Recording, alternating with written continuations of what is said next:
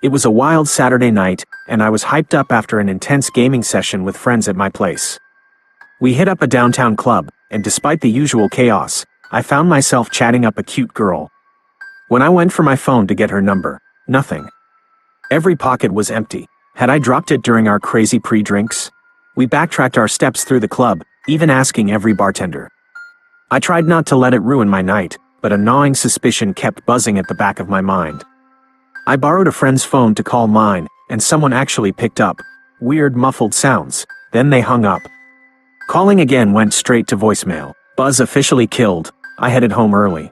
Imagine my utter shock when I saw my phone casually perched on the dining table. I checked the call log. There it was, that unknown number, and the call had lasted a disturbing 40 seconds. The only possible explanation? Someone had been inside my apartment. The adrenaline hit me like a truck as I tore the place apart, yelling for this intruder to show themselves. My heart still skips a beat remembering those endless moments of dread. The cops came, but without forced entry in my tiny studio leaving nowhere to hide, there was little they could do. Was the intruder still lurking somewhere? Let's just say that was the most sleepless night of my life. Back when I was around 12, it was one of those rare times my single mom let me stay home alone while she worked overnight.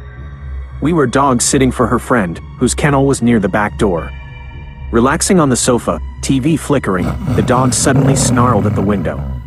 Pitch black outside. I figured it was a stray critter. Moments later, though, something moved out in the yard by our vegetable patch. Mom's friend? Seemed weirdly late. Then, my phone rang. Mom's voice choked with fear. Her friend wasn't even back in town yet. "There's someone in the yard." I stammered, and she erupted, screaming for me to lock myself in my room and hide. Heart pounding, I pressed against the door, listening for any footsteps getting closer. Nothing. Finally, a loud knock. Halfway down the stairs, I froze as a man's face pressed against the front door window, unblinkingly staring at me. His expression hauntingly calm, as if watching a bug caught in a jar. Panicked, I yelled about the cops being on their way and bolted back upstairs. Somehow, in those terrified minutes before backup arrived, the intruders simply vanished without a trace. Years ago, my girlfriend and I were desperate for some privacy in our crowded hometown. There was this sprawling, dilapidated house at the end of the block, always deserted. With the perpetually unlocked back door, it was basically a local dare. One hot summer night, we figured, why not? No one would be around. Barely inside, a frantic rapping at the front door stopped us cold. Fear prickled along our spines. Who knew about this spot? She peeped cautiously out the windows, but the porch was completely empty. Thinking it was stupid kids pulling pranks, we started up the stairs. Then the knocking resumed, insistent and eerie. She opened the door this time, still no one. That's when we saw it. From the murky gloom at the top of the stairs, a towering figure loomed, descending silently. Not the shambling walk of a drunk, but something eerily smooth and fluid. We burst past it in a blind panic, scrambling out the back and tearing towards the safety of my house. It never followed, but that inhuman shape remains seared into my memory. And let me tell you, we never ventured near that place again. I was about 16, home alone for the weekend. Dad and my younger sister were at a camping trip, and Mom had already crashed.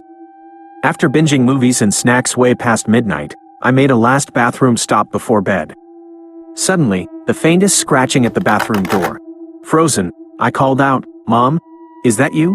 Absolute silence. Not even the wind rattling the windows. This was unnerving. Cautiously, I opened the door. Empty hallway. But wait, my bedroom door, previously wide open, was firmly shut. I crept over to Mom's room, nerves on fire, blurting out the whole weird thing. She wrote it off as my tired imagination. Still, my gut wouldn't let it go. I eased my door open and nearly screamed. There was a hand poking out from behind my dresser. Terror shot through me as I sprinted back to Mom's room, slamming the door behind me. Muffled panicking in Mom's shaky voice on the phone to 911. That's when I heard heavy footsteps retreating down the hallway, then the slam of the front door. We huddled together, waiting for what felt like an eternity before sirens echoed outside. That shadowy hand remains burned in my memory, and the utter fear that someone shared my house that night.